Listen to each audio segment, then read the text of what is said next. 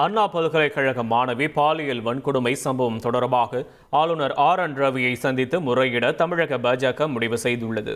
திருத்தணி சென்றுள்ள ஆளுநர் RN ரவி சென்னை திரும்புகிறார்.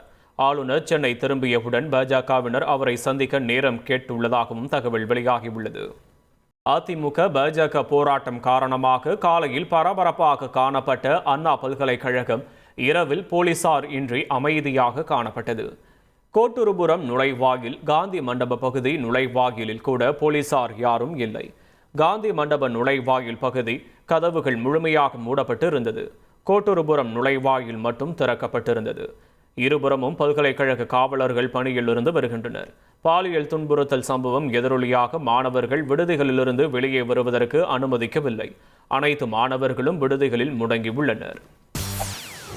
செய்திகளை உடனுக்குடன் தெரிந்து கொள்ள உடனே சப்ஸ்கிரைப் பண்ணுங்க.